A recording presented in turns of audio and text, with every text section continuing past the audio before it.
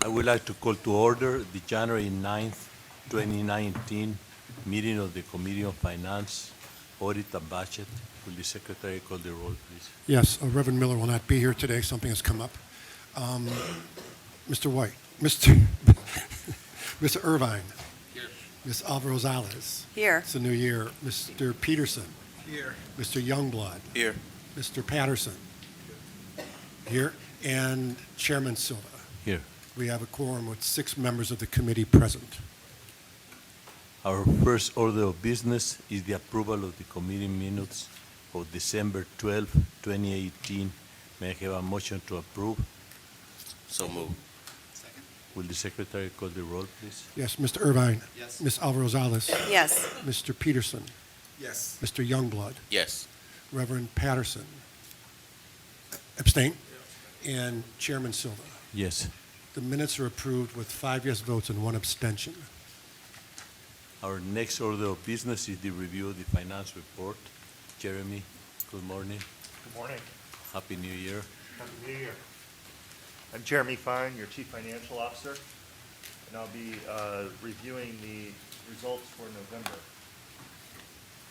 With regard to November revenues, we see farebox and pass totals aggregate up to about $400,000 positive. Again, we see farebox down slightly, but passes, particularly the 7-day and 30-day passes, up. Again, as we see people migrating from the base fare increase over to the pass products. So we have about $400,000 of favorability there. The reduced fare reimbursement is continuing to be cut in half by the state. So we see a drag of $1.2 million on that line. Non-fare box revenues are down due to various miscellaneous revenues, about $400,000. So on aggregate there, on net basis, we're about $1.2 million unfavorable to budget for the month of November. Again, not to state the obvious, but if we would have received the full amount of the state subsidy for reduced fare rides, we would have been flat to budget for the month of November. So it again remains critical for us to receive all of the historic revenues that we've received on the operating side and on the capital side from the state. Average fares up about 3 cents, and again, our enforcement efforts continue to provide dividends in that free rides are about $200,000 less than what we saw in November of 2017. With regard to year-to-date revenue numbers, they follow a similar trend on a line-by-line basis, with farebox being down about $5 million, but being more than offset by the increase in passes, almost $10 million at 9.4 on a year-to-date basis. So we have a net $4.4 million favorability on the comp to budget. Reduced fare subsidy is down about $13.3 million. Again, that's the $1.2 million a month. Plus the 5% additional haircut imposed by the governor. So that continues to be a large drag on our overall revenue receipts on a year-to-date basis. Non-fare box totals of 1.4, about 660,000 of that is with regard to the Build America bond subsidy haircut imposed by the federal government as part of their federal sequestration of mandatory remittances to the CTA and everybody else throughout the country that issued Build America bonds. That leaves us about $10 million, a little over $10 million, 10.3 on a negative variance to budget basis on a year-to-date. Again, if we would have received all of the state subsidy as well as the federal subsidy, we would be, about $4 million positive to budget on a revenue basis on a year-to-date scale. So, average fare is essentially flat to budget, and then free rides are about 1.3 million less than where we saw this time last year. With regard to our expenses, we see, again, continuing efforts with the help of the departments to ensure that we, are matching or exceeding the numbers that we need to meet to offset the revenue shortfalls that we're seeing from the federal government, from the state. So here in November, we see labor numbers slightly unfavorable. That is, partly due to the ATU increase. If we would net that out, we would see probably about $2 million of favorability. Again, as we talked about in prior conversations, 2018 budget did not assume an ATU increase. So if that was netted out, we would be about $2 million to the positive. Material, we're down about $100,000. As you may recall, around Thanksgiving, there was a big snow/ice events that did incur some additional costs and additional materials. So there's a slight drag on the November budget due to the snow and ice event. Fuel, as you probably saw at the pump, there was a decrease in the prices for gas and for diesel. So we were able to benefit, because we only lock in about 85% of our overall need. We do benefit when there's, declines in the spot price for diesel. So we were able to pick up a little bit of favorability on that line. Power, injuries and damages and security services are all essentially flat, if not slightly positive. And then other expenses, we continue to see some favorability there to the tune of about $1.8 million. On a net basis, that leaves us about $1.4 million favorable to budget on expenses. That more than offsets the drag that we saw on revenues, again, primarily driven by the state in the lack of the reimbursement for free rides. So we're about $200,000 to the positive for the month of November. On a year-to-date basis, again, following similar trends, labor, we're down, but again, that's essentially flat on a year-to-date basis if you net out the impact of the ATU increase. Materials, fuel, power, injuries and damages, and security services, all either flat or positive on a year-to-date basis. And again, other expenses, we see substantial favorability there that more than offsets the drag that we see on the labor line. So we end up on a year-to-date basis for expenses about $13.8 million to the positive. So again, if you net that against the drag that we see on revenues, we at a year-to-date basis, we're about $3.5 million favorable for system-generated revenues. We continue to see some positive favorability, again, not much, a couple $1 million from public funding. So again, we're on track as of year-to-date numbers to remain in positive territory. So again, that's good news. But again, it's very important for us to continue to push for full reinstatement of the revenues from the state as well as the federal government if possible. With regard to the three commodities that we purchase, fuel, power, and natural gas. Fuel, we've made substantial purchases for 2020. We're at about 75% there. We're fully hedged for our power consumption through 2022, and we continue to make selective purchases for natural gas for 2020, 2021, and 2022. The winter time, as you would expect, when people are using a lot of natural gas, isn't the best time to continue to purchase that commodity. So we'll look probably in the spring or summer when natural gas prices start to relax after the high utilization during the winter. Any questions? Jeremy, when you talk about the offset, and commend you guys for doing an excellent job, you guys have really knocked it out the ball this year as far as staying on budget and beyond. Could you elaborate more on how the real estate transfer tax kind of is ingrained into that buffer and what we can expect when December numbers come out? Sure. So the public funding that we receive comes in three primary forms. One is sales tax, the other is public transportation funding, and then the third is the real estate transfer tax. That tax is highly cyclical, based on sales of homes as well as commercial real estate. and it's the latter that really kind of affects large swings in the real estate transfer tax on a month-to-month basis. We extrapolate our assumptions for real estate transfer tax for the budget purposes from the city, who also looks at the real estate transfer tax for their own purposes and has a good pulse through their planning department on what kind of developments going on in the city and what potential sales. Again, we've seen things map fairly closely to expectations, but again, for November we saw some drag. We spread our assumptions for real estate transfer tax equally throughout the year because of the fact that it's so dependent upon large commercial sales.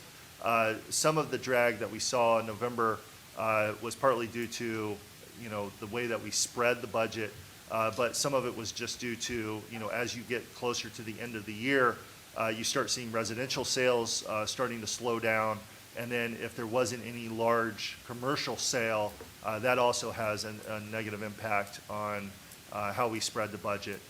But again, I think that as you see some increase in interest rates, as you see other factors kind of playing into the larger real estate market, we remain vigilant on watching that particular line item because, again, it's very highly cyclical. It's a very important line item for us. And, again, we'll continue to keep the board apprised as to the general trends. But, again, we expect not only November to be a little bit lagging, but probably December as well, just because, again, as you go into the holiday season, people generally don't buy and sell houses, so you'll see some decline on the residential side particularly.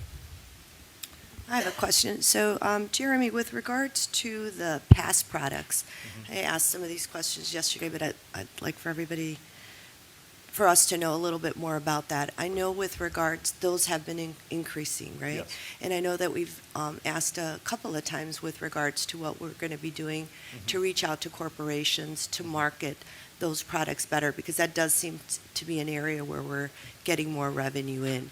Could you talk a little bit about what the plans are and when we'll see some of those, especially in light of the fact that we seem to get a number of new corporations that are coming in, which is great. It's a great opportunity for us. Yeah, we have kind of a multi-prong approach for marketing.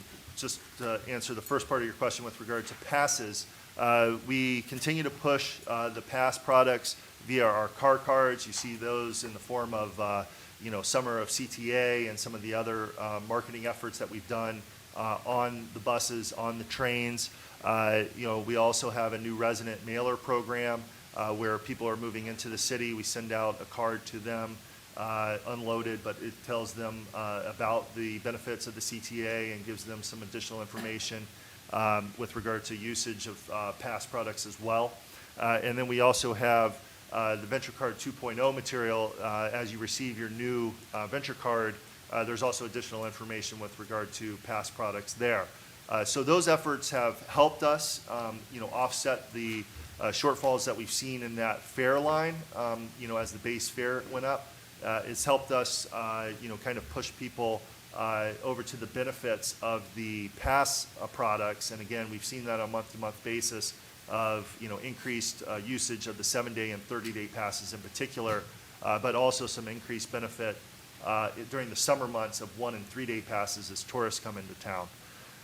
With regard to the transit benefit program, and again, kind of reach out, the initial foray into reaching out to corporations that we've undertaken over the past couple of years, we've done a good job of getting new corporations and small and medium-sized companies to sign up for the transit benefit program that's administered by the CTA, as well as others that are administered by WageWorks and Eden Reds of the world.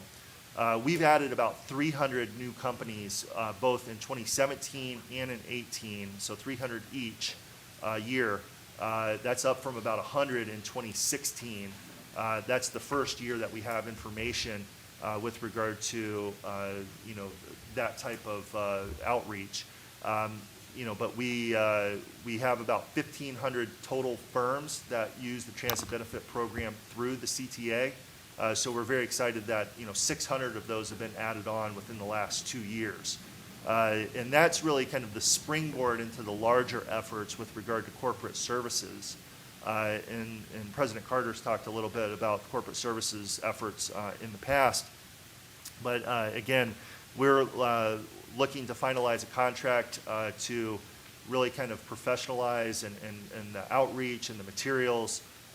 We should have that contract signed within the coming weeks, and that will allow us to develop a survey of small, medium, and large-sized companies throughout Chicago, Chicagoland, to really look at what they need in terms of transit benefit type programs, advertising opportunities on the system, look at opportunities for special routing of some of our service. Again, we're just trying to assess where we are with regard to the companies, and that will take a couple of months once we have that contract signed to do that survey, and then we can start developing the material and start meeting with companies throughout Chicago and Chicagoland area. And you'll keep us up to date with some of the feedback that we're getting back from Absolutely. regards to the surveys. Yes, I think, as Jeremy indicated, it's an area that we're really hoping to really have explode over the course of this upcoming year, and we're going to really be targeting major corporations and also small companies to start offering up what I'll call boutique products that may appeal to them, but may also help us in terms of ridership and revenue. I think the other thing that I want to make sure it's on your radar is the collaboration that we've entered into with the Department of Aviation with regards to the shutdown of the People Mover, which will be closed for the remainder of this year. We're engaged in a very aggressive marketing campaign at O'Hare, really promoting the use of CTA's Blue Line as an alternative to driving into the airport for business and personal trips. And while that campaign literally just launched in the last week or so, I am interested in it. I've asked my planning people in particular to keep us apprised of what we're seeing in terms of ridership and usage at the O'Hare terminal to see how we can better promote that. I think that's going to be a tremendous opportunity for us, and it may generate some other opportunities that we need to work through in collaboration with Department of Aviation that I think will allow us to promote the Blue Line even more as a convenient way to get to and from the airport from other areas, other destinations in the city. And along with that, we'll be looking at improving signage, doing some other customer-friendly activities at that terminal to make it easier for people who are not familiar with the city or using CTA to access that. And I can tell you that the Commissioner, the Department of Aviation, is 100% on board with really finding a way to promote that asset, which, as you know, is very unique for any major airport in the country, to have direct transit access that literally takes you right into the terminal. And they're getting that information when they first get there, right? Where before it used to be downstairs. I know we Correct. talked about No, that. and now they're putting them up on digital signs throughout the airport now. Right. I've encouraged them, and we certainly want to have some direct conversation with the airlines to see if there are ways that they can promote that as part of their ticketing process and so on and so forth. But I think there are a number of opportunities here that, to be quite honest with you, haven't really been available to us before to really aggressively promote CTA in ways that I think will potentially benefit our ridership tremendously. And we're promoting the pass products to them as well when they come in? To the, yes, I mean, one of the products that obviously is very popular out there is the 3-day pass and the ability to use that. That is always in our marketing cycle of things that we'll do, but we'll be working closely, their communications team is working closely with our communications team and developing various products. And as a matter of fact, I will make sure that all of you get copies of the type of advertising that's already started out there. And if any of you are flying in and out of O'Hare, you will probably see some of it. But there's going to be a lot, I think, of exciting opportunities that we're going to develop there. Great. Thank you. With the airlines? That's one of the things that I want to talk to the Aviation Commissioner about. I had suggested as well that if we could really tap into the airlines and their marketing around ticketing and getting to those individuals, even before they get to the airport, that could be even a better opportunity for us. And there could be past products or other things that we could offer up even in advance, that you could purchase and basically, grab your bag and go. I kind of like that slogan. We should use that. But as a way to really promote and at the same time, I think make it easier for people who don't normally use our system to use it. So we're going to be working on all of that, and we're going to be moving very quickly because a year is not a lot of time, but I think we can make a lot of inroads, and I certainly would expect that some of what we're doing will carry on even after the People Mover reopens as part of an overall marketing campaign for the airport itself. Is there any movement on getting venture vending machines in baggage claim area for It's on my, Midway? I have a long list of things that I want to talk to the commissioner about. That is on my list. Both at Midway and at O'Hare. I'd love to see our vending machines be in the baggage claim area. I'd love to see more signage explaining that the transit option in the baggage claim area. And I think that based on my preliminary conversation with Commissioner Reed, she is very open to all of that and really wants to be supportive of what we're doing there. So I think we're going to see a lot of improvements in that area. Thank you. Any other questions? Yeah, so Jeremy, I've got a statement and then a couple of questions. One, just to sort of echo what Director Youngblood said, kudos to you and your staff and President Carter for getting us to a balanced budget in FY18. My question is this: the board won't see January numbers till March board meeting. Here are the things that we know. We know that the state will not finalize their budget to June of FY19. So we know we've got 6 more months. You stated earlier that if not for the state not paying us, if not for the cutback in the American Bond Program, we would have had a surplus as opposed to just breaking even, which we ended up doing due to your management of our budget. When we hear January numbers, and we know that the state won't have a budget to FY19, we know the federal government is going to continue the cuts to the American Bonds Program. Did we adjust our budget for FY19 to accommodate for 6 more months of cuts from the state and the federal government? What adjustments did we make? Again, because if not, we're going to be sitting here again and saying, if not for the state, it's not like we know things are going to change because they're operating under the previous budget. So this new administration in Springfield won't have an opportunity to do a new budget and until, they don't have to pass it until June of 2019. So I'm just trying to figure out, as we start to hear January numbers in March, have we made any adjustments to our FY19 budget to account for what we know is going to happen, at least on the state side, for the next 6 months? Well, just as we entered into 18, assuming that the full reinstatement of the state subsidy would come back online, we did the same for 19, because again, we just wanted to reemphasize how important and how critical those revenues are to the CTA and to the RTA at large. And that was something that was discussed at the RTA level as well. It's very critical for us to see all of those dollars reinstated.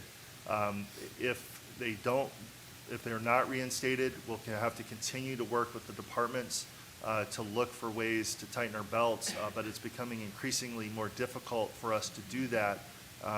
As President Carter has said, when we pull the rabbits out of the hat, there's only so many rabbits in the hat. So, we remain concerned about, our ability to continue to the belt tightening measures. But again, that's why it's so critical for us to have all of the dollars reinstated. But even if you do that, so from January to June, you're going to reflect $1.2 million variance from the state. And that's a given. We don't even have to tell them to start tightening their belt because we still have to operate under a state budget that doesn't come to an end until June of 2019. So my point is, again, I'm just curious if we've made any adjustments because, again, there will be no retroactive pay to us for what the state hasn't paid. Even under this new administration, if they do a budget to put back in place to reduce fare subsidy, we wouldn't start to see that till July kind of going forward. So That was one, because if not, we're gonna have similar numbers in March when we start to get into our January numbers. The other thing too, I was just looking at the materials.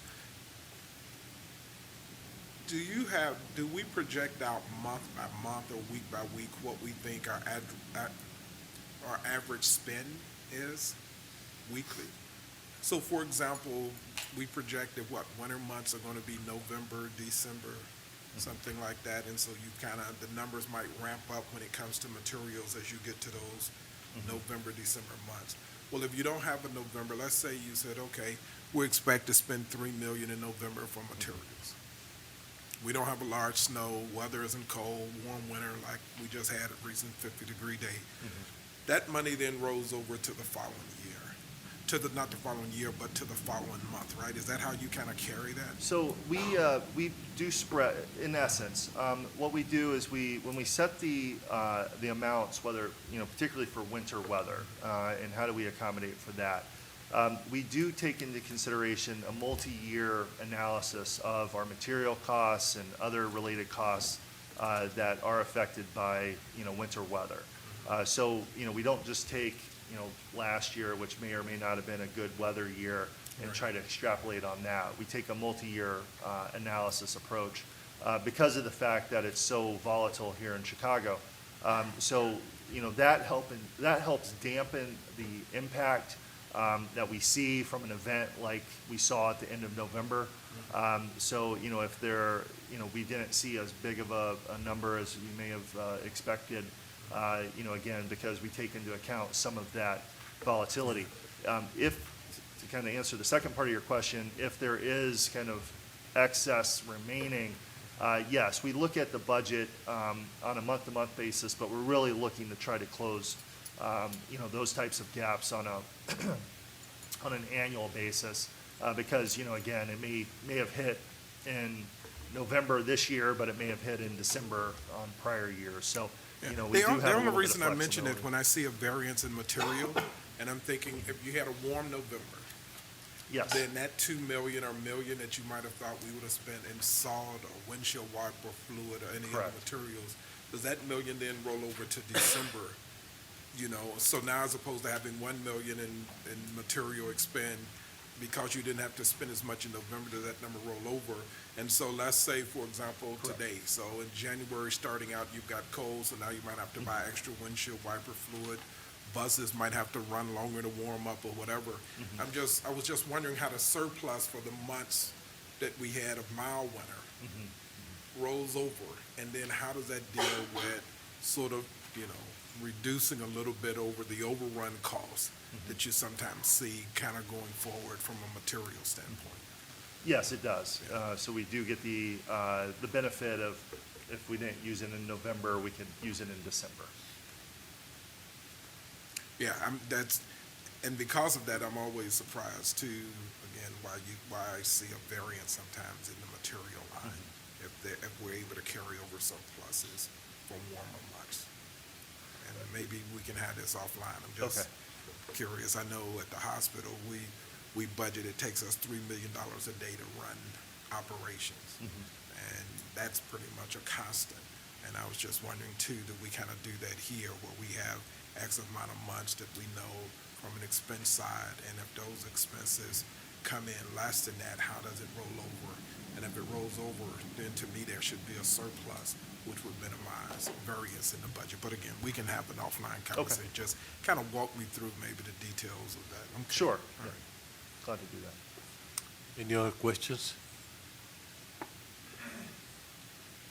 If there are no further questions, thank you. Thank you. Our next order of business is the review of an ordinance authorizing a license agreement for property located at 3300 North Clark Street, Chicago, Illinois, red line. Carol, Good morning. Morning. Morning. Real estate staff is recommending approval of an ordinance which would authorize a license agreement between CTA and the owner of the property located at 3300 North Clark, also known as 3300 North Clark LLC. To facilitate the construction of a new development at the site, 3300 North Clark LLC has requested permission to install ComEd electrical equipment, under the CTA's elevated structure. This equipment is similar to other ComEd-owned equipment installed adjacent to the CTA right-of-way and poses no risk to CTA. Both the RPM departments and engineering departments have approved the license. CTA is proposing a 20-year license for an annual license fee of $7,039.50 per year with a 3% annual escalation. The fee is based on the amount of square footage for the license, which is 356 square feet, and the current fee charged for under-L parking, which is the only other potential use for this property. The license is terminable upon 1 year's notice to provide sufficient time to relocate the equipment, and also requires 3300 North Clark LLC to relocate the equipment temporarily upon 90 days prior notice. 3300 North Clark LLC will also provide an indemnity to CTA as well as insurance. I'd be happy to take any questions. Any questions? So we're using the land for parking right now? It is not needed for parking at this time, no. But is that, I mean, is it being used for any? It is not being used for anything at this time.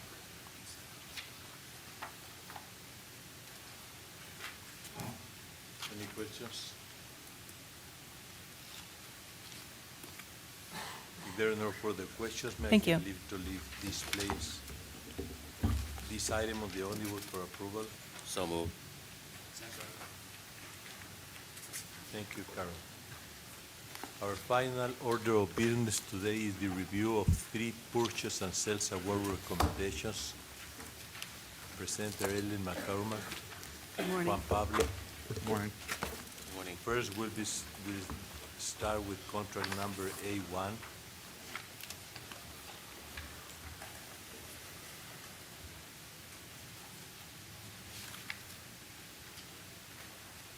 Any questions for contract A1?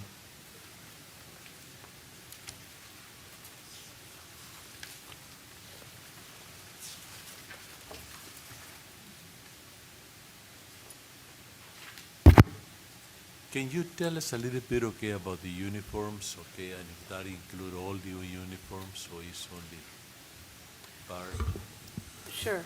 So the current contract covers bus and rail. In the next contract that we're going to go out with, we're also going to include power and way uniforms and janitor uniforms. And we're hoping by bundling it, we can get a lower price, which would be great for our employees. Additionally, we want to increase the DBE participation. It is rather low right now. Yes, the extension would give us time to look at strategies to increase not only DBE, but local retailers as well. Right now, the way the contract is structured is only one vendor. We want to see if we can increase the pool to multiple vendors, which would help increase the DBE participation as well. Is the vendor in Chicago? The current vendor, Yeah. No, they're they're headquartered not. in Kentucky now. We're also looking to see if there's a way we can expand the number of storefronts where they're sold. This, we believe, would help with the DBE participation. Additionally, it would help with our employees because right now there's 2 storefronts, so someone may have to travel a bit of a way to get to one of these locations. If they're out in the various neighborhoods, that would save, would be, more beneficial to the employees as well. Would make it an easier purchase for them. And how many years have you worked in this supplier with us? With Gall, we have worked with Gall just since 2010. Prior to that, we had Kale uniforms. Just- Yes, Gall is the largest supplier of uniforms for this kind of work with first responders and so forth in the country. You're asking, Questions? I have a question. So you're asking for a 12-month extension, but that doesn't necessarily mean it's going to take 12 months for you to get it out there, is that correct? That's correct, that's correct. We are working, we're seeing what other transit agencies do, and we look to see what the city of Chicago does, and they pretty much do it the way that we do it now. But, so we're going out and doing some research and see if there's a different way, as I say, that we can make it better for our employees, maybe hopefully reduce the cost and increase DBE participation.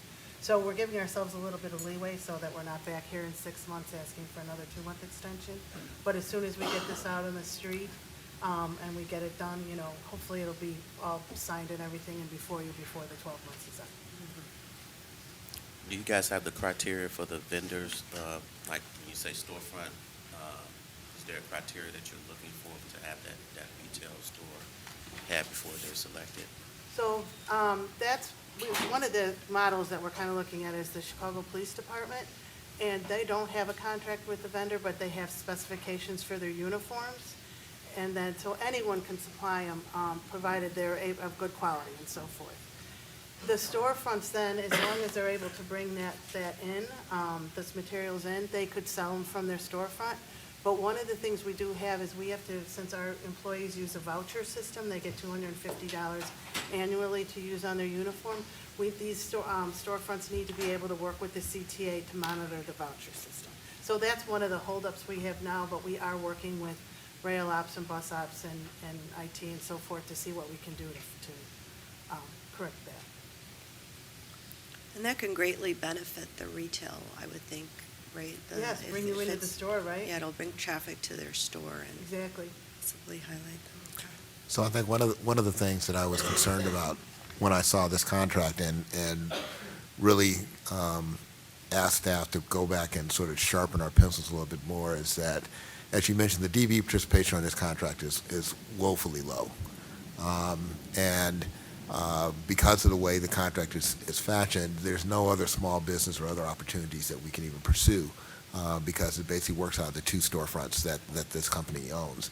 And so, my feeling was there has to be other models that we can look at for how we actually handle our uniform requirements for our employees. And that's really what has sent staff off to look at other transit agencies, to look at other city departments, counties, and the county and everyone else to see what other models might make sense for us and how might we better integrate this, primarily to improve the diversity opportunities that exist around a contract that is a fairly lucrative contract, given the number of employees that we have and the uniform requirements that they all have to meet in order to work for CTA. So I am hopeful that when we bring this contract back to you, not only are we going to have a more efficient way of distributing the services under this contract, but we're also going to have a level of DBE participation that will be much more in sync with what this board expects us to be doing on contracting opportunities for CTA. The only thing that comes to my mind is, though, when you're talking about retailers and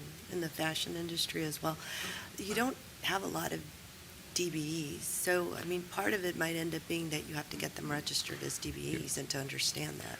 Yes, and part of the reason we're asking for the extension is to give us time to reach out to those retailers that don't necessarily are DB certified, Yeah. because we don't do this type of contracting often, to make sure they understand the process of getting DB certified and they have time to get certified before the bid goes out. Mhm.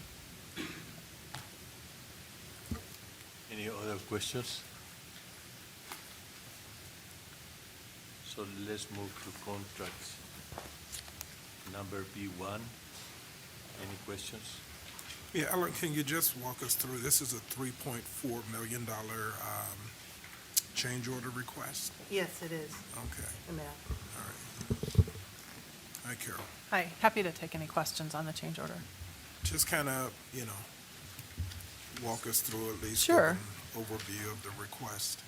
So because of the nature of this particular project and it being done first as a CMGC and later as a design build, we procured the CM services, or the owner's representative services, in phases.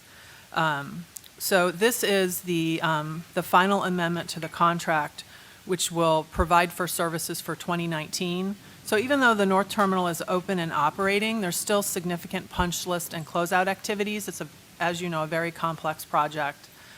There's a TIFIA loan associated with it. So we've negotiated an amendment in the amount of just over $3.4 million to provide services for that final closeout and punch list oversight through the end of 2019. That brings the total cost of the contract to just over $20,753,686. Keeping in mind that Jacobs SQN provided services for both the Walsh-led advance packages as well as the FHP design build contract, which is an overall construction amount of just over $215 million. That's about 9.6% of construction costs, and that's well in line with what we would expect for other CTA projects of this type. So in light of the fact that this takes us through FY19, do you expect this to be the last change order? Yes, we do. for the CM? Yes, we do. Okay.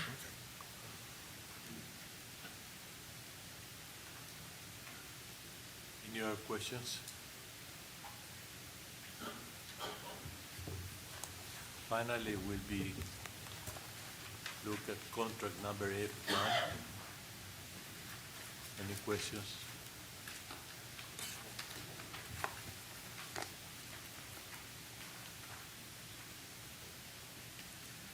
Now, again, this, as I'm reading the explanation for it, it says due to an increase in wages for employees. Is that because the insurance costing goes up because the wages have gone up? Is that? Right, well, the basic life, we do one time an employee's annual salary is the life insurance that we're provided, and Tom has additional information. Yeah. Good morning. Tom McCone, Chief Administrative Officer. Yeah, you can see, if you look at the date that this contract was put in place, which is September 1st of 2015, that's before we had completed negotiations for the next labor agreement. So the wage increases were not a part of that original contract. So that's what that explanation is providing. Okay, got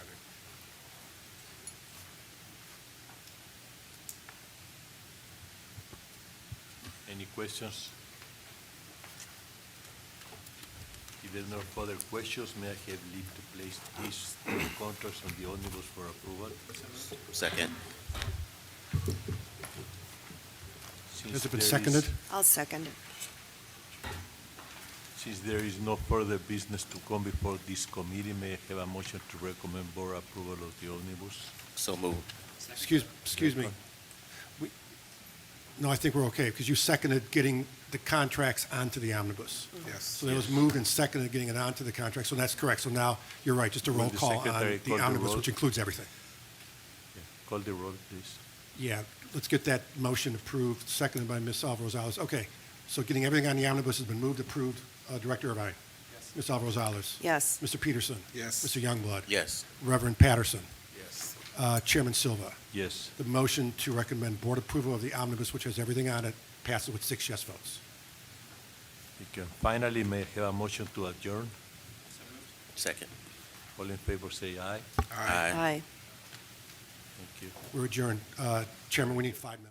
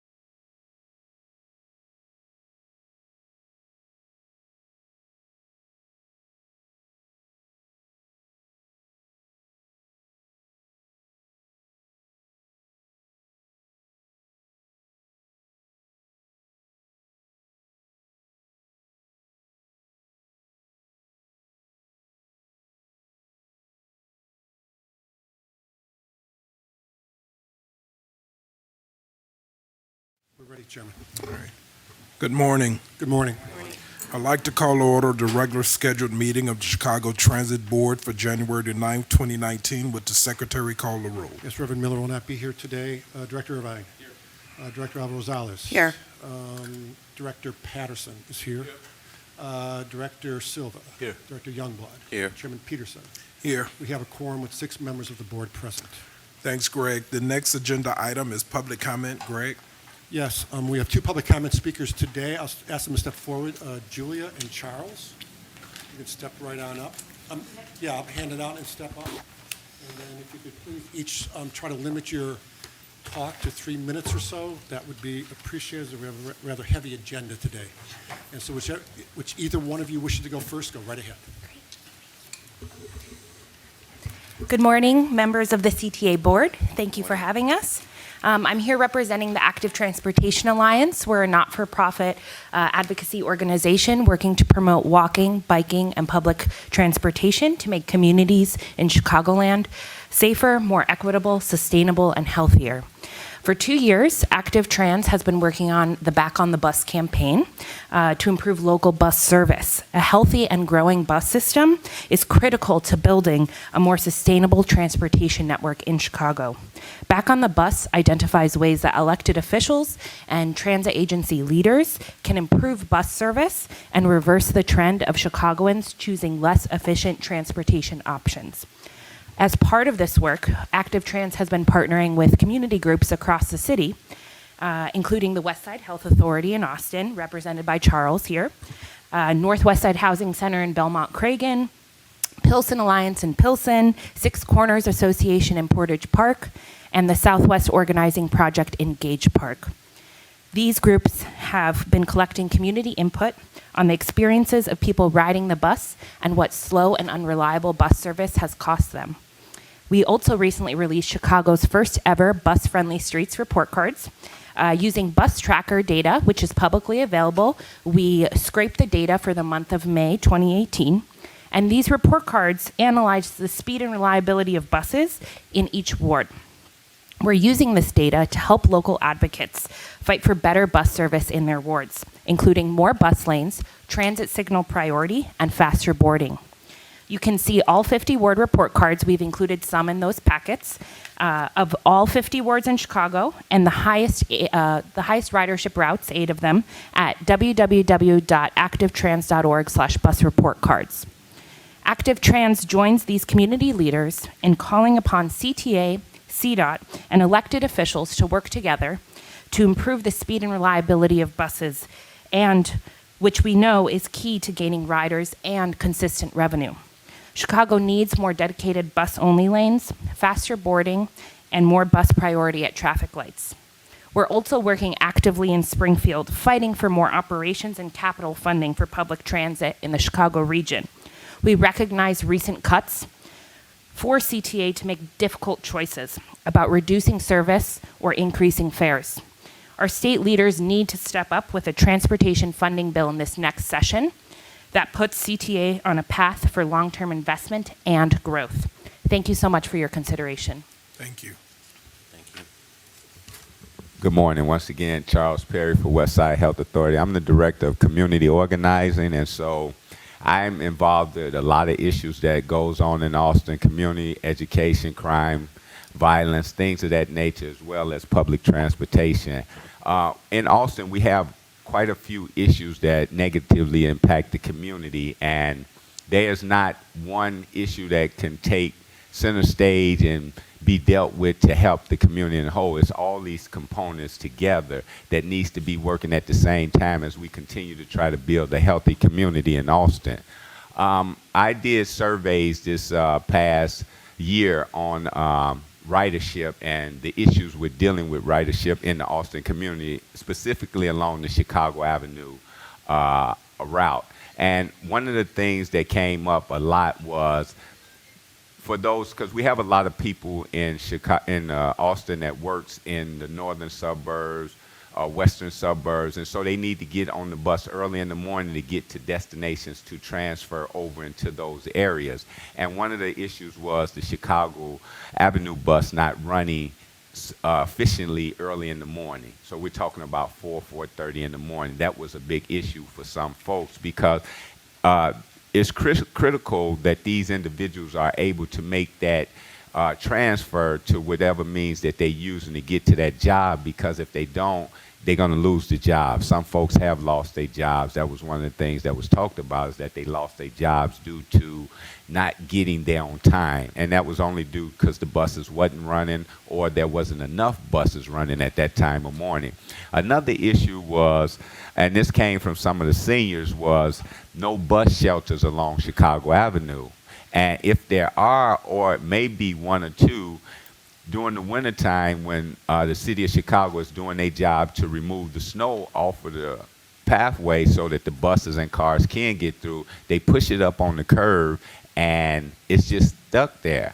And folks say in the summertime they see the company that cleans the bus shelters, the windows, and they take pictures to show that they did their job, but no one is out there in the wintertime to remove the snow and make it accessible to those that needs to be inside there to ward off what bit of the weather they can. And so these are just a couple of the issues that's going on in the Austin community that the riders there are saying that they, by them riding all through the city, that they see other areas that have better service than they do, and they just have a issue with why it's not over there. And so we just wanted to bring that to you, and we actually thank you for allowing us to come here to speak about these issues. And it's plenty more issues, but I just wanted to highlight a couple of them that are really at the heart of the people in the community of Austin. And like I said, we're working on all the other issues as well, but we know it has to be a collective effort of all of us working together to make a healthy community such as Austin. Thank you. Thank you. Charles, thank you, and Julie, for taking time out of your schedule to come down. Appreciate it. Thank you. All right. Yes, thank you both for coming down. And as the board knows, there was a public comment person who couldn't come in today but sent correspondence yesterday, which, as we know, operations is already investigating, and I've talked to some of the board members about that. So that concludes today's public comment section, Chairman Peterson. Okay, thanks, Greg. Sure. The next order of business is commendations. President Carter. Thank you, Mr. Chairman. I am proud to be here today as we get the opportunity to recognize the achievements of the 2018 Transit Jamboree first place winners. The hard work and dedication that they have shown in their respective work areas have earned each of them a place of honor at CTA.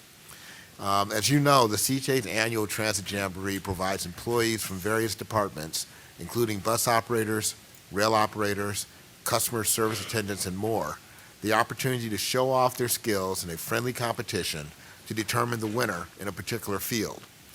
Regardless of who takes the title home, all who participate in the Transit Jamboree are winners, having been carefully selected for the incredible work that they do at CTA day in and day out.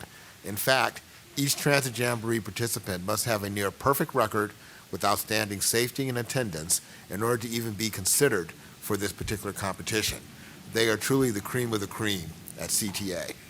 In 2018, we had more than 200 employees who took part in the Jamboree. The first place winners, which we are celebrating today, are, as I indicated, I guess I said cream of the cream, I should say cream of the crop. Here at CTA, yes, no, I like cream of the cream better, but cream of the crop here at CTA, and demonstrate our agency's core values of service, dedication, and hard work for the benefit of the riding public and our customers. Simply stated, each of them sitting here today are the best of the best. Employees who participate in the rail operations, rail maintenance, bus operations, and bus maintenance competitions will advance to the national level and will participate in the 2019 National APTA competitions against other transit agencies around the country. And I have no doubt that they are going to be very successful because we are the best of the best. In addition to that, each of the Transit Jamboree winners will receive a special all-purpose jacket that commemorates their achievement in this year's competition. We wish those moving forward to the national competition the best of luck. And at this point, I would like for the Transit Jamboree winners to please stand as I call your name to receive our certificate of appreciation. Although you don't need to remain standing, please allow us to recognize you when your name is called. I'll also ask that all applause be held until we recognize the full list of winners. So the first individual is Daniel Rychek for bus maintenance. Daniel. Next is Carl Haymore from bus operations. Carl's face should look familiar to you because he's been here at previous board meetings. Omar Marino from bus maintenance. Andre Pierce from bus maintenance. Clarence Logan from bus maintenance.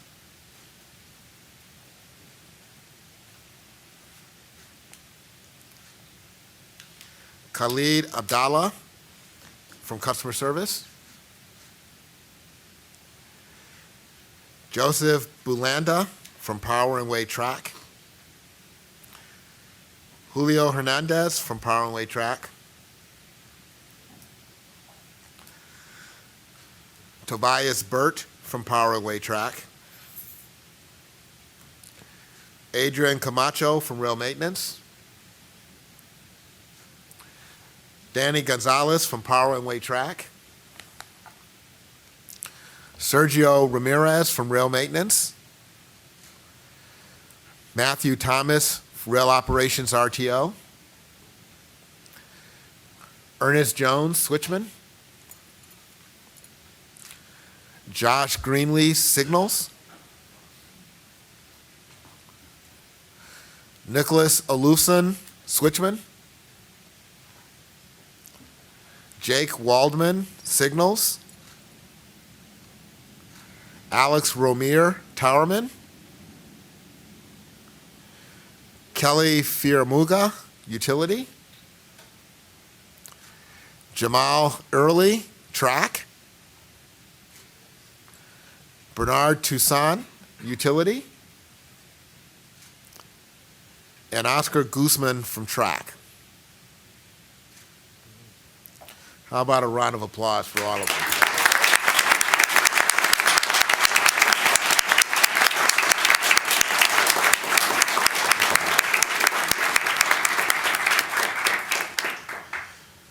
Again, I would like to show my appreciation for every one of you for your tireless service that you provide to our agency and to our customers on a daily basis. On behalf of Chairman Peterson, our board, and the entire CTA family, I want you to know that we appreciate your hard work, and we thank you once again for being the shining examples of dedication here at the CTA. And at this time, I'd like to invite all of you to come up and join us for a commemorative photo. Just also echo what Dorval just shared with you. I was telling Dorval earlier this week, I was riding the bus this Saturday, and of course I don't have on a suit and a tie. I normally have on a baseball cap, blue jeans, and a sweatshirt, so no one recognizes me. And I can't tell you, I'll sit in the back of the bus, I can't tell you how much I appreciate the job you do. I see cars cutting in front of you, just some of the things that you have to deal with day to day, and it's incredible sometimes, again, to get on the bus, get on the train, and to witness. And I know we've got someone here from customer service. The service you provide is greatly appreciated. I know every day you don't get a chance to hear it, but the driver was just exceptional. All of my experiences have been exceptional, but it was this weekend that I had an opportunity just to get on the bus, riding in the back, and cars cutting in and out, stopping suddenly in front of the bus, and all of that I really, again, appreciate the work and the job that you day in and day out on behalf of the 1.5 million rides that we provide per day. So I just wanted to say on behalf of the board, again, thank you for all you do. We really appreciate it, and we really enjoy seeing repeat performers come to the board every year. So again, thank you. Terry, I want to have one more thing. I'm a daily bus and train rider, and CTA gets a lot of attention when things don't work well. But when things are working well, when your bus, your rail car is clean, when it's operating on time, when things are going well, that is the result of the work of all of you here. And I just want to say I really appreciate it, and all the things that we don't notice as much, because when things are working well, you're not paying attention because it's working well. And that's the majority of rides that people have on CTA go well, get them where they need to go, and so thanks again.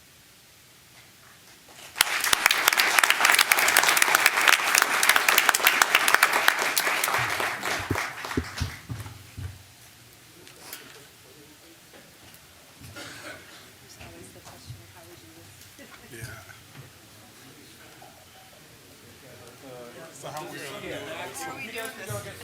You're going to back? Yeah, I'm sorry. I just come around here. Thank you.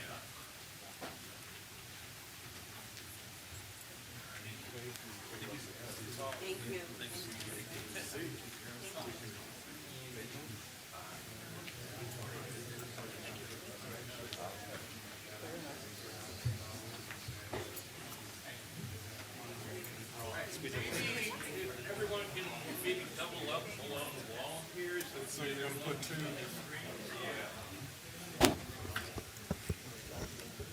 So if you can, you guys just want to kind of get in up along. Yeah, I know. It's always a challenge. Yeah. Sure, we can see everybody. That's not a problem for me. Further up. All right.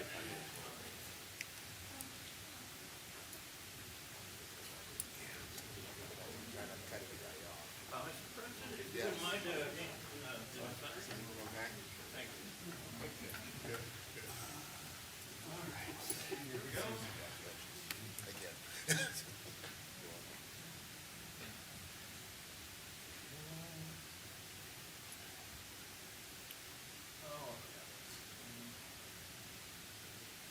All right, big smiles, everyone. And a couple more big smiles. There we go. Hang on one second. And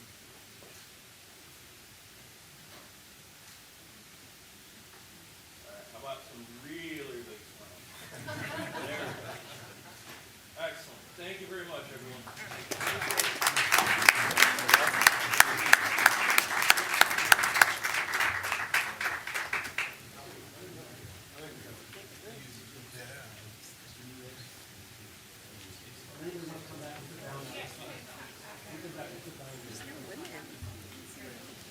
No, I think you guys are, I was talking to the other staff. The accommodation people are gonna go out that way. Accommodation, we're going to go out this way.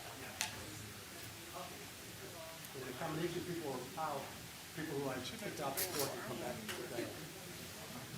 Thank you all.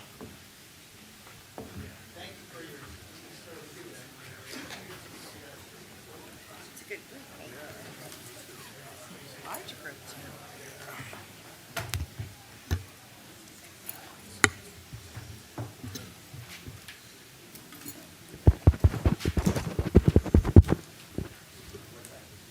Yep. So I also have one other thing that I want to share with the board before we continue with the rest of the board agenda.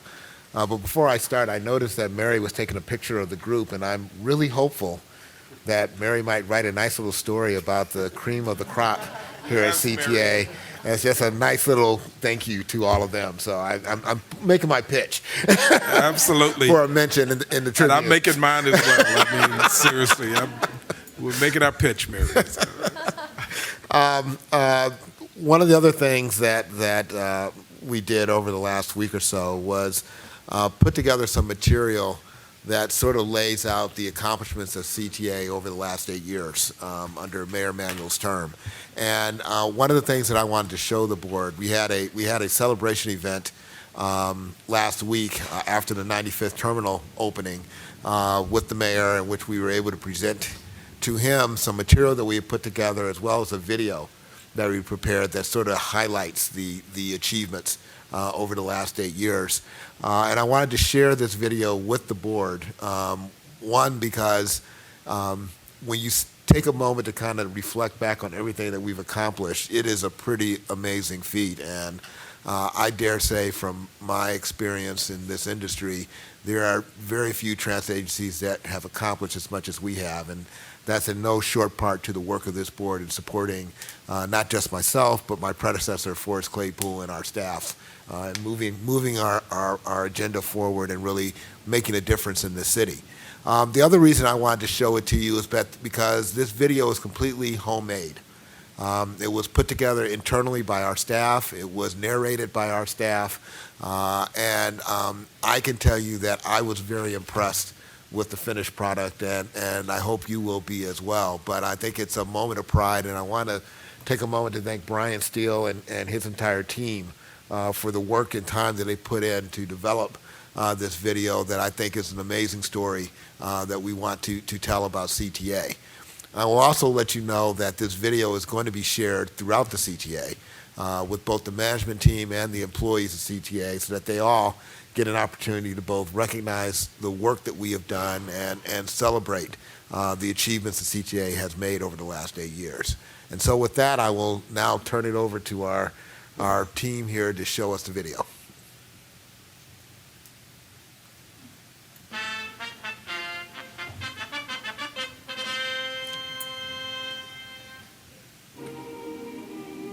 Chicago, magnificent hub of America's great Midwest, far-flung city of millions, ever expanding, ever growing. Back in the early 20th century, filmmakers showed Chicago as a fast-paced, cosmopolitan, kinetic city. That hasn't changed. Nor has the role of public transit as the linchpin that keeps this metropolis moving. After more than 70 years of service, Chicagoans still rely upon the CTA to get them where they're going and back again, reliably, efficiently, and affordably. Our trains and buses provide 1.5 million rides each weekday. Today, we're a world-class operation, thanks to the leadership of Mayor Rahm Emanuel. Since 2011, the mayor has made unprecedented investment in the CTA, more than $8 billion across the entire system. Under the mayor's leadership, CTA overhauled and purchased buses to make our entire fleet like new, refurbished rail cars and placed the largest order of new cars in agency history, built new stations, completely rebuilt old stations, and reimagined how stations can become centerpieces that reinvigorate communities. The transformation we've undergone is truly impressive. Since 2011, CTA has rebuilt or refurbished nearly 1/3 of all rail stations throughout our system, some of which were more than a century old. We've rebuilt or rehabbed more than 70 miles of track to make our customers' commute faster and more reliable. We've also made accessibility a priority. 71% of our stations are wheelchair accessible, and we announced our strategic plan to reach 100% accessibility in the next 20 years. A new assembly plant on the far south side will produce our 7000 series cars, bringing railcar production back to Chicago after a 30-year absence. We've overhauled 1,000 buses, purchased 425 new buses, and ordered 20 new electric buses, giving CTA the largest electric fleet in the country. We've undertaken some of the biggest projects in CTA history, including the Red and Purple modernization and the Red Line extension to 130th Street. Starting in 2019, CTA will rebuild the northern part of the Red Line, the CTA's busiest, replacing century-old tracks and stations to meet 21st century demand. The Red Line extension will extend transit service to the far south side, promoting access to jobs and opportunity. And we've tackled transformational projects that will benefit our communities for decades to come. The sleek, modern, eye-catching 95th Street terminal created a new landmark that streamlines connections between bus and rail service on the south side. The beautiful Wilson Station is already a source of pride for the Uptown neighborhood and is rejuvenating activity around the station. The newly renovated Illinois Medical District Blue Line Station provides the West Side with a fully accessible, modern transit link to Malcolm X College, the United Center, and the nation's largest medical district. And the architecturally striking Washington Wabash Station in the heart of downtown has become the gem of Jewelers Row in the Loop. But to CTA, transit goes beyond getting people from point A to point B. It's about being part of a community and helping drive economic vibrancy in our neighborhoods through opportunity and engagement. CTA's historic investment in modernization has created thousands of jobs and opportunities for local businesses. The CTA has also created a series of programs intended to train and assist local businesses to compete for CTA work. And under Mayor Emanuel, CTA has expanded its nationally recognized Second Chance program, which provides valuable job skills and career opportunities to ex-offenders and others who face challenges re-entering the workforce. The program doubled in size under the mayor and has made a positive impact on the lives of hundreds of Chicagoans and their families. A desire to give back to our communities also led the CTA to bring Chicago Market, a grocery co-op and community space, to the historic Gerber Building at the newly rebuilt Wilson Red Line Station. We remodeled and reopened this vacant neighborhood fixture, which now will provide residents and CTA customers access to local fresh food. It's no surprise that the new Wilson Station has kick-started local economic development, with more than 30 new business licenses and 1,300 residential units announced, approved, or constructed within a half mile of the station.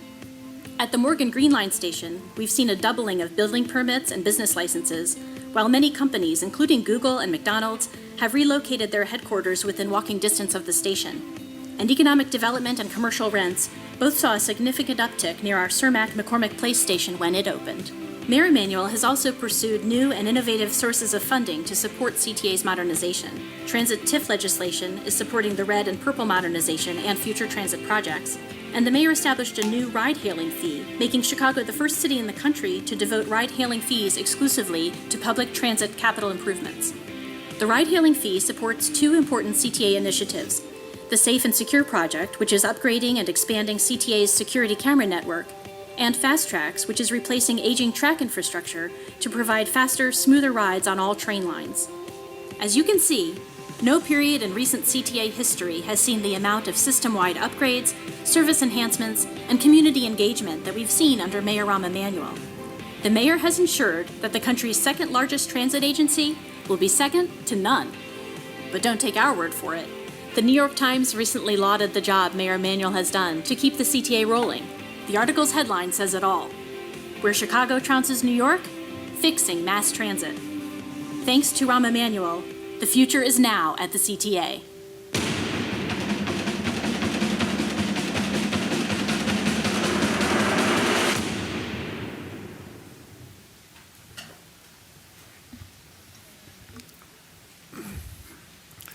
First of all, I want to, again, thank Dorval.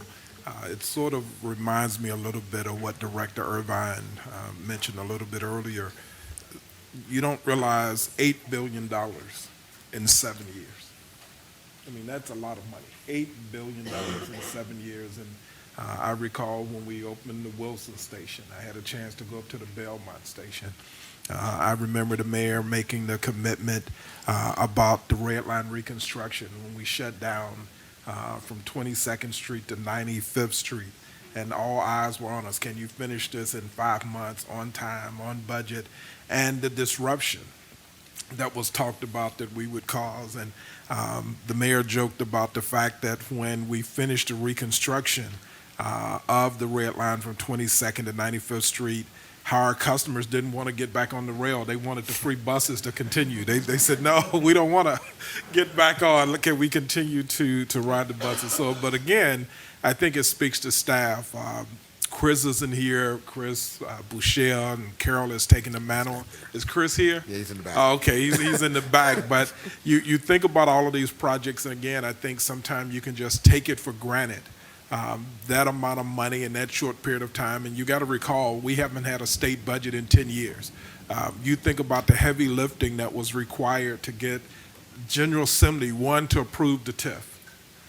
Then we had to go before the city council. I mean, the red purple modernization project would not even be possible without having gotten that legislation through the General Assembly and then being able to get the federal money. And again, none of that happens without the staff. I mean, you know, I can start naming names, but the fact that you had an opportunity to oversee it, Jeremy and Chris and Carol and Alan with procurement and all of those who work up under them and the law department, everybody involved over the past 7 years, because there's one thing too I can say with the mayor, he was getting us the money, but he was also demanding results on time, on budget, and getting things done.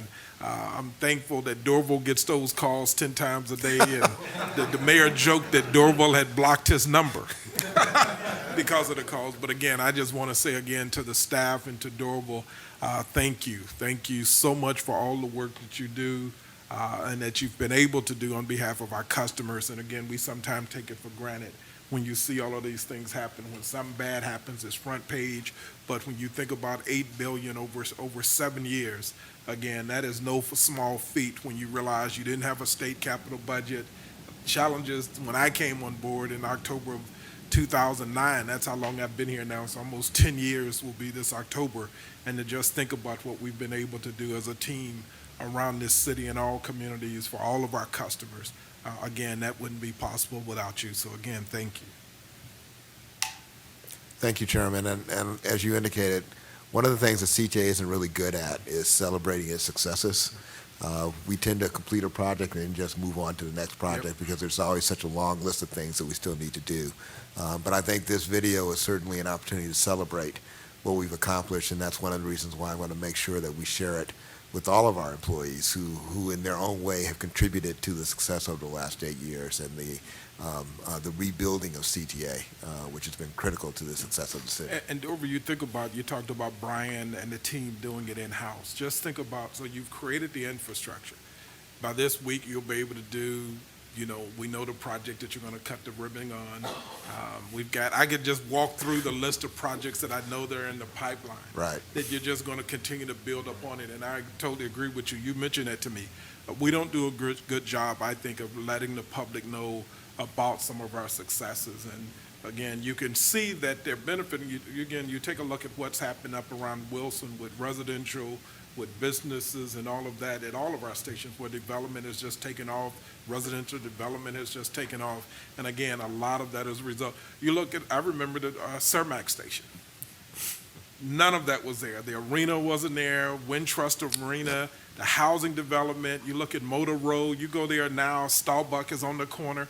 None of that was there. So you start to look at, even when we put in the Morgan Lake station, and you look at what's happening over in the Fullerton market. So clearly we know an investment in transit is an investment in the neighborhoods, it's an investment in the people who live in those communities. But again, I think we've got to do a better job of getting the word out about all of the hard work that goes on to make this happen. So again. Thank you.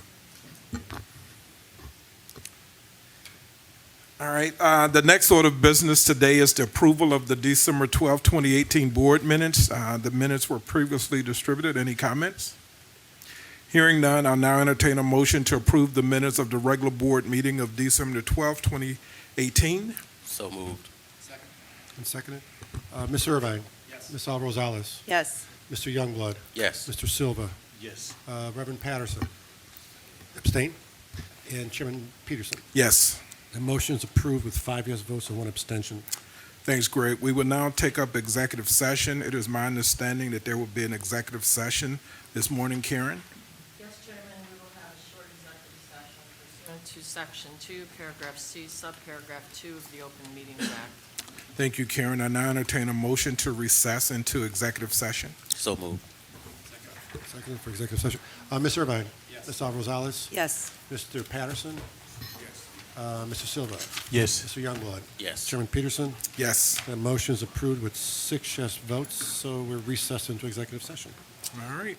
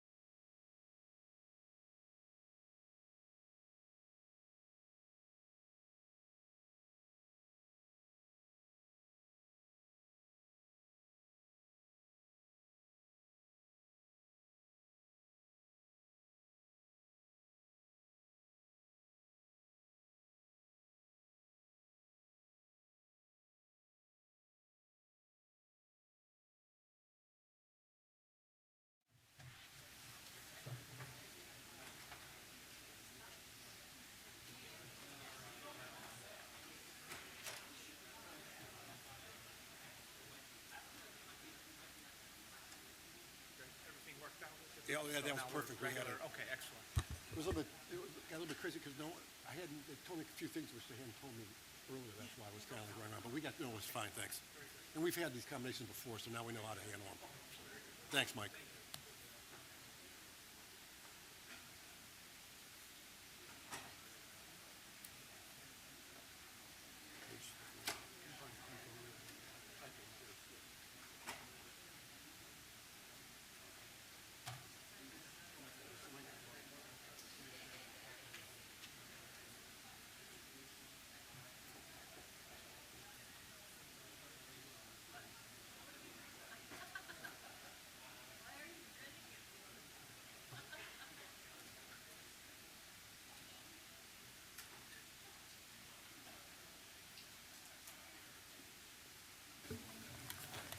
Just wait for the doorbell.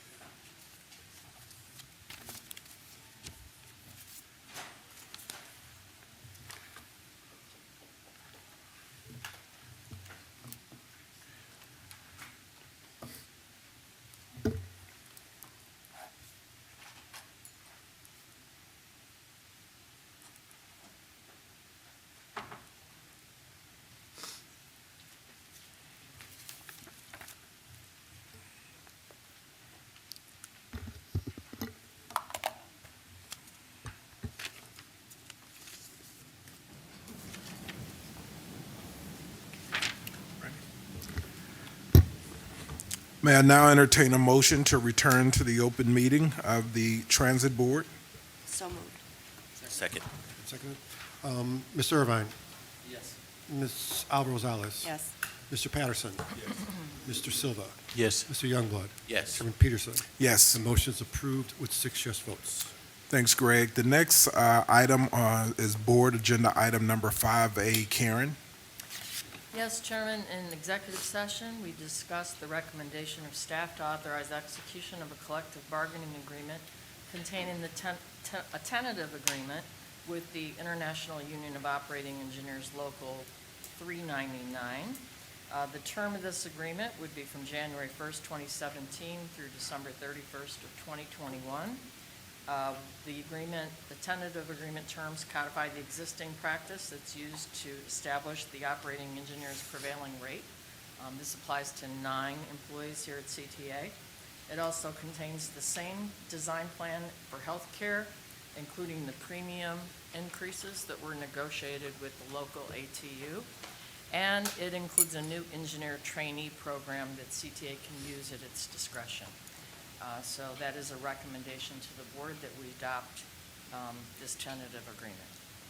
Thank you, Karen. I'll now entertain a motion to approve an ordinance authorizing execution of a collective bargaining agreement containing the terms of a tentative agreement with the International Union of Operating Engineers Local 399. So moved. Seconded. Ms. Irvine? Ms. Alvarez-Rosales? Yes. Mr. Patterson? Mr. Silva? Yes. Mr. Youngblood? Yes. Chairman Peterson? Yes. That motion is approved with 6 yes votes. Thanks, Greg. The next order of business is a report from the Committee on Finance, Audit, and Budget. Director Silva. The Committee on Finance, Audit, and Budget met earlier this morning. The committee approved the December 2018 minutes and reviewed the finance report. The committee also reviewed the following ordinance. An ordinance authorizing a license agreement for property located at 3300 North Clark Street, Chicago, Illinois. The committee also reviewed 3 purchase and sales award recommendations. The committee approved the 1 ordinance and the 3 contracts and placed all these items on the omnibus and recommend the board approval of the omnibus. That concludes my report. Thank you, Director Silva. May I now have a motion to approve the omnibus as stated by Director Silva? So moved. I'll second. Seconded. Ms. Irvine? Ms. Alvarez-Rosales? Yes. Mr. Patterson? Mr. Silva? Yes. Mr. Youngblood? Yes. Chairman Peterson? Yes. The motion to approve the omnibus passes with 6 yes votes. Thanks, Greg. The next order of business is construction report. Carol.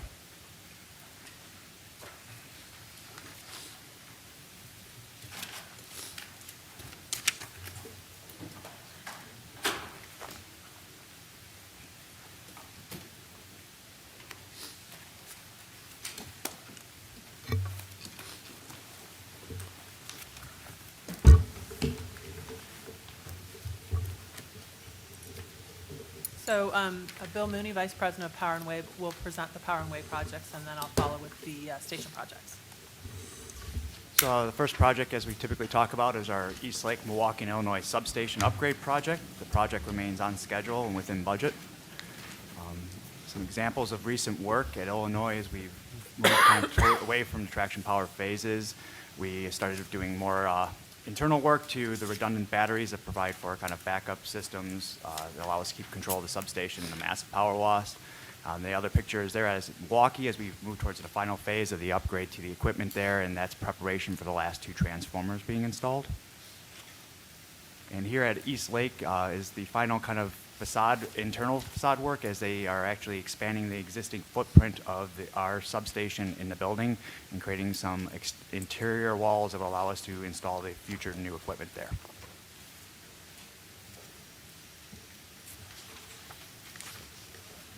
So the first station project is the 95th Terminal Project. I'm pleased to report that the North Terminal is open and operating. It was a long haul, but we were successful as a team working closely with the owner's representative, Jacobs SQN, and FH Passion. I know that some of the board members, Chairman Peterson, I know Director Youngblood was there as well, Pastor. It was really a great celebration for the community, and the first picture I want to show you, I think, really captures that. So here's Dorval, the mayor, and Chairman Peterson. I'd really recommend a trip out there for you if you haven't yet seen it. But I do have some additional pictures to show you. So here is looking from the south terminal into the north terminal. This is the pedestrian bridge over 95th Street. So it provides a safe passageway for our passengers across 95th from one terminal to the other. Here's the north terminal building interior. You can see new fare array. There's 2 escalators and 2 elevators located here, as well as stairways to provide convenient access to the platform. A view from the outside of the pedestrian bridge. So we're pleased to be finalizing that project. Our next project is the Quincy Loop Station upgrade. This is the last time infrastructure will be reporting on this project. The project is substantially complete, and a ribbon-cutting event was held with Mayor Emanuel, President Carter, and Commissioner Tamley of MOPD on September 14th. So here's a picture of the 3 of them coming across the new walkway bridge that connects the new elevator with the historic station house and platform. This is on the inner loop, but there's really an identical structure with the elevator and the walkway on the outer loop as well, so both platforms are served. So here's a view to what they were walking towards, which is the historic station house. Here you see the elevator at street level, and then the outer loop elevator. So this is an excellent example of modernization through combining both newer and historic elements to improve accessibility. I'm really proud of this project. The third project is the Belmont and Jefferson Station improvements. I'm going to focus on Belmont today and to talk about the improvements that were completed as of the end of December. So if we look here, we poured a new concrete floor and installed new lighting at the Belmont mezzanine. Kind of gives the station a fresh new look.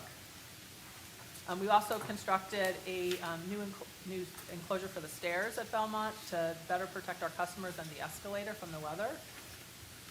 And this is the platform level, so you can see here new lighting, new paint, a fresh new look here for the platform as well, with the new tapping slab and tactile edge. Left to complete here at Belmont is the architectural canopy and the other improvements of the bus turnaround level. The steel fabrication for the canopy will be architecturally striking, but it's also really complicated. But we are expecting this work to complete by the end of the first quarter of 2019.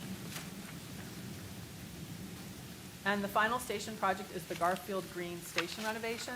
This project will open very soon. The first picture shows the new curtain wall in front of the station with the new Washington Park identifier designed by Nick Cave. Here we see the Nick Cave design cladding for the elevator towers, which gives the station a dynamic new look. At platform level, you can see the new canopy with the translucent panels, and the new platform topping slab and the tactile edge. And additional Nick Cave designed aesthetic treatments will also be featured in the new station upon opening. At this time, I'd like to introduce China Hampton. Ms. Hampton is a CTA project consultant for Workforce Initiatives, and she's going to talk about some of the unique ways CTA partnered with the contractor, Walsh, on workforce initiatives for the Garfield Green project. Good morning, directors. My name is Juan Pablo Prieto, the Senior Manager of Diversity Programs. Before China makes her presentation, I just wanted to introduce her, as well as let you know that since this is the second to last time you'll be seeing Garfield as part of the construction report, we'll be giving you an update on the DBE numbers next month. But in this month, we wanted to follow up with a presentation on the workforce success that we've had on the Garfield station. For really two reasons. One, this contract is unique because we were able to place some local workforce goals on the contract.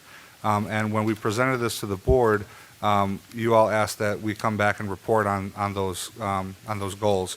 So I want to introduce China Hampton, who's leading workforce initiatives for CTA, and she's been working with all of our contractors on our capital projects, and she's going to go over the numbers and the successes on this project in terms of workforce.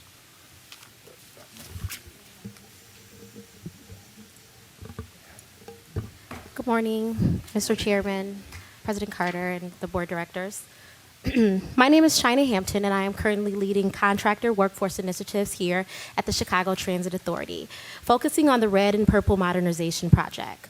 My goal is to maximize workforce opportunities on our construction projects and ensure that CTA's contractors meet the established goals set by the CTA and is inclusive as it concerns workforce diversity on CTA construction projects.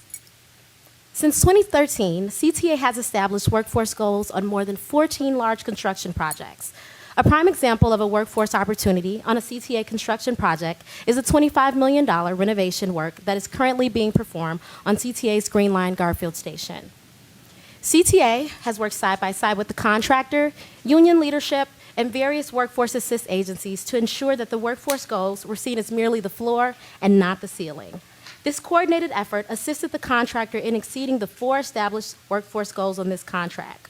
Overall, these goals help CTA achieve a minority participation rate of 63% on this project. Now, the first goal I will highlight is the Workforce Innovation and Opportunity Act goal of 10%. WIOA is a federal designation designed to help unemployed individuals gain access to long-term employment opportunities. Attainment is currently double the goal. The next goal is for union apprenticeship hours. The goal helps entry-level individuals looking for opportunities in the construction trades to obtain experience as apprentices and over time graduate to journeymen. These apprentices came from 6 trades, including the laborers, carpenters, ironworkers, electricians, elevator mechanics, and plumbers. We were also able to establish geographic goals on this contract for workers residing both within the City of Chicago neighborhood footprint, and as you can see, the project has exceeded both of these goals. Now that I've given you guys the numbers, let's talk about the impact. I would like you to meet Mr. Michael Neal. Michael is an Inglewood resident. Michael was formerly incarcerated and had trouble obtaining employment. Michael was hired through the contractor search for WIOA-eligible participants and has been able to maintain employment with the contractor as a carpenter for over 10 years. Michael has explained to me in conversations that he is ecstatic to work on projects like these because it shows our city growing. He says, I can see CTA helping develop the city, and it's the people who are employed on these projects that benefit from it. Michael hopes that from the work that he's doing on CTA's Garfield Station renovation, he can inspire his grandchildren in the same way that his grandfather inspired him to help build Chicago. Next, I have Mr. Jeffrey Lane. Jeffrey is a resident of the Washington Park neighborhood.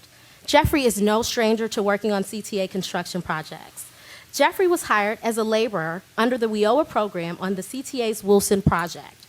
Once the project was complete, Jeffrey's profound performance led to an opportunity to work on CTA's Garfield Station renovation project. This aligns directly with CTA's Workforce Initiative's mission to help individuals develop a sustainable and prosperous career in the construction industry. Working on the Garfield Station renovation project has a personal connection to Jeffrey. This is a neighborhood that he resides in with his family, and a neighborhood that he anticipates staying in for generations to come. He said that every time I ride the Green Line, we pass the Garfield Station, I'm able to brag to my family and the guys in the neighborhood that I was a part of this project. I was a part of something in my community. Last, I have Miss Alexis Cobb. She started her career in the trades on the Red Line South project. After Red Line South, Alexis was searching for consistent employment to complete her apprentice hours. Because of the apprentice goals set on the Garfield Station project, Alexis was able to meet the requirements to complete her apprentice hours needed to graduate to a journey person. Congratulations to Alexis. Now, we here at CTA are committed to creating as many workforce opportunities as possible with our ongoing investments. We will use all possible tools to create these opportunities. On the Garfield project, we were able to take advantage of a federal hiring provision allowing local hiring goals that have since been terminated. However, we have established strong workforce goals on other major construction projects and look forward to impacting more lives, bringing you more stories, and taking pride in our commitment to ensuring an inclusive workforce that is as diverse as the communities that CTA serves. Thank you. Mr. Chairman, first of all, I want to thank China. This is her first time appearing before you as a board member, and I know she was a little bit nervous, but I think she did a terrific job. Secondly, I want to point out something that China said near the end of her presentation to you about the tools that we had available for this project.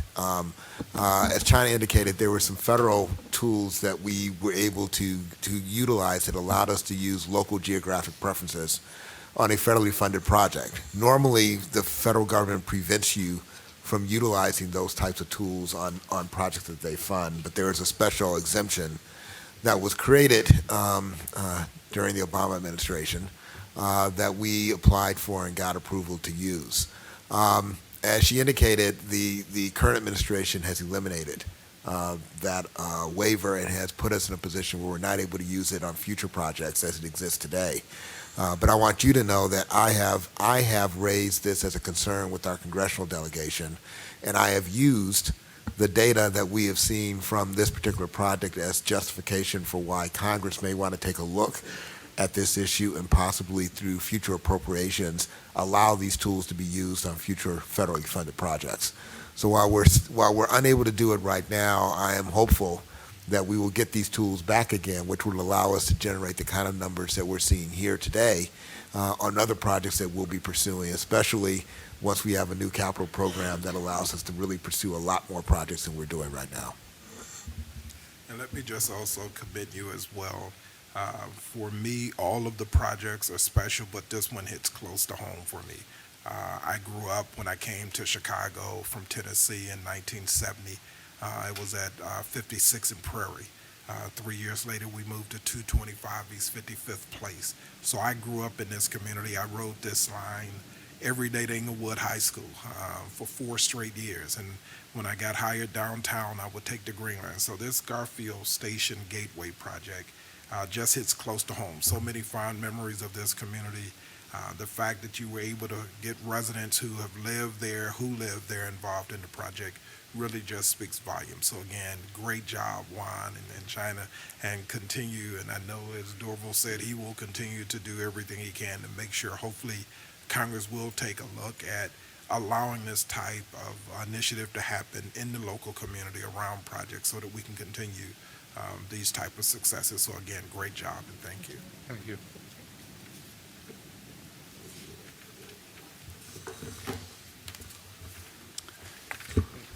Thank you, China. Moving on to RPM contracts, probably the first and most important piece of news is that we are working with purchasing working towards NTP on the design build contract that the board approved in December, and we anticipate that shortly. That said, the first thing to talk about here is the advanced contracts. The advanced utilities remain on time and on budget. No significant issues there. In the demolition contract, we have 2 work orders that are being done through our mid-con. The first work order is in closeout. The second work order continues tight to schedule, but not in the critical path of the larger project. No significant issues there. We have demolished in that second work order one building up on the northern part of the project in the area of Lawrence to Bryn Mawr, and we're working on several demolitions in the southern part of the project in the area of the bypass. You'll see in some of the photographs one of the completed demolitions. If we could advance this, there we go. So these are the utility work. This is really work that is, for the most part, in the adjacent alleys or streets in and around the project, and it is clearing utilities from areas where there will be either stations or future structure installed. If we go to the next slide, please. Here is one of the demolitions. We have demolished, in this case, a building directly adjacent our own right-of-way that used to be a retail outlet. This will be a future site for development, and we're also going to be kind of facilitating development in general in this neighborhood by improving the alley access in this area. Currently, if you're familiar with how this works, you needed to kind of drive around this particular structure, and it created kind of a confused traffic pattern, confused garbage pickup. So being able to extend this alley straight through this area actually is a big improvement to the neighborhood, and as I mentioned, also creates a future real estate development opportunity. The RPM Broadway substation upgrade continues on time, or on budget, tight to schedule as well, but again, the schedule not impacting the larger project. Generally speaking, the work continues here on the various kinds of exterior and interior upgrades that we do at substations. Unique to this project, you've seen some work on the right-of-way. If we could go to the slides. Here is cable trays and other things that support the work. If we go to the next slide, there we go. So this is a little unusual for a substation project in that we're doing some work on the right-of-way to extend cables and other infrastructure that support the traction power system. In many cases, this work typically gets strung underneath the elevated steel structure. In this particular case, we thank our passengers for their patience. There was some rerouting that occurred up there on the weekends in order to facilitate this work. It is complete on the right-of-way, and now we're starting the installation of the various pieces of utility grade transformers and rectifiers which take the alternating current and turn it into DC current. So that work is now starting inside of Broadway as well. That concludes our report. Okay, thank you. Any questions for Carol or any members of the construction team? Hearing none, let me just, I don't know, most of the directors might know or might not know, this is Carol's last meeting. I'm not good at singing, but this sort of feels like one of those Carol Burnett, and I'm so glad we had this time together moment.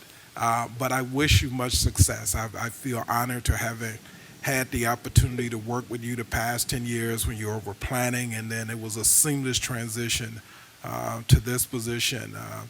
I don't even have to say that I wish you much success because I know you will be successful in your next job, but I want to thank you on behalf of the board for all that you've done. I mean, to move from planning and step into the role of, especially the Red Line, the 95th Street project, and I think every board meeting or every encounter we had, I'm like, are you sure, Carol? And Carol said to me, I think we went out on Wednesday, she said, see, Chairman, I told you we're going to have it ready.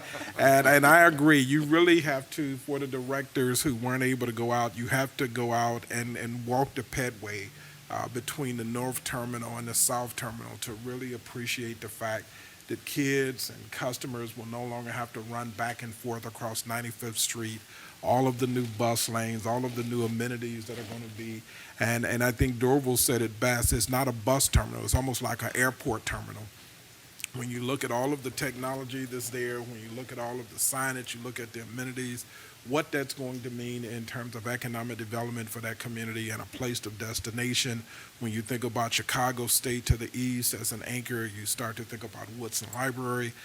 Dorval and I were on the radio Sunday morning and someone said, don't forget Harlem High School right down the street from 95th Street. So again, so many anchors in that community, and I think for the next 50 years, and it gets back to what Dorval said. Sometimes you don't appreciate the work you do because it's like, okay, we finished that. What's the next big project? What's the next big project? And you don't really step back sometimes and appreciate. And Carol, you were able to just deliver that project, picked up, took the baton from Chris, kept things going. And again, I will personally miss you. And again, but I'm happy for you.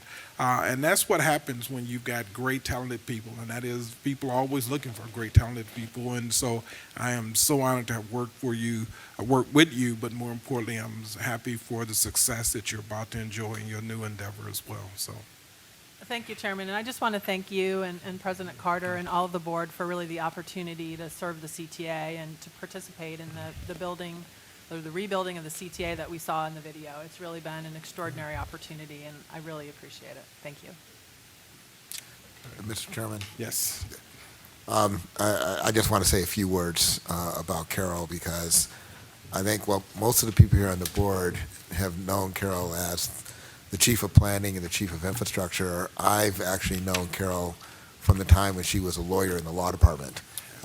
And many of you may not realize this, that Carol came to us to work on real estate matters in the law department. And her talent was recognized so quickly that we basically pulled her away out of the grasping hands of the then General Counsel to bring her over into infrastructure and to really start to utilize her on a number of what I would call extraordinarily complex issues that we were dealing with at that point in time.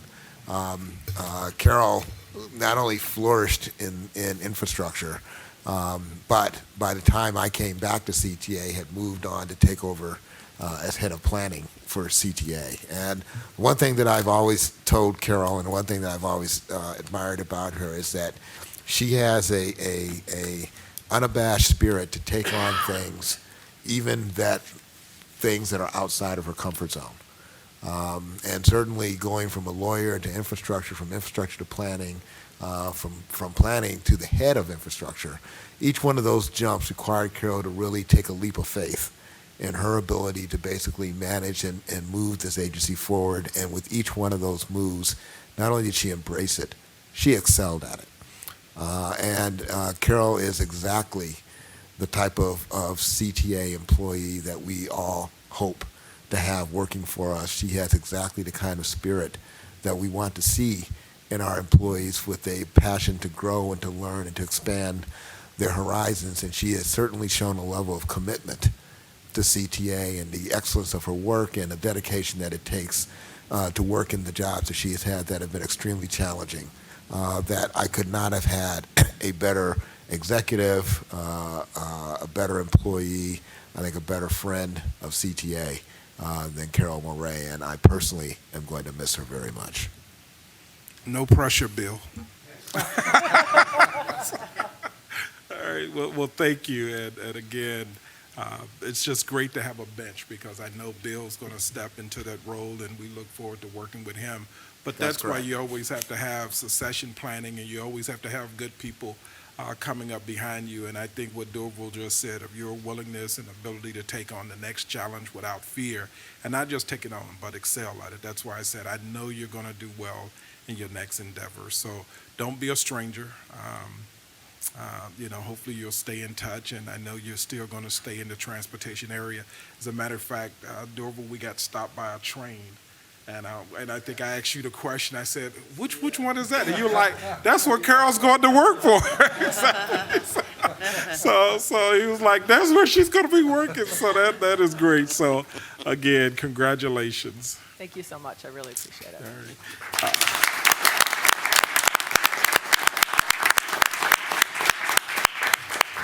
All right. Greg, is there any new business to come before the board? No, sir. With no further business to come before the board, may I have a motion to adjourn? So moved. All those in favor say aye. Aye. We're adjourned. Thank you.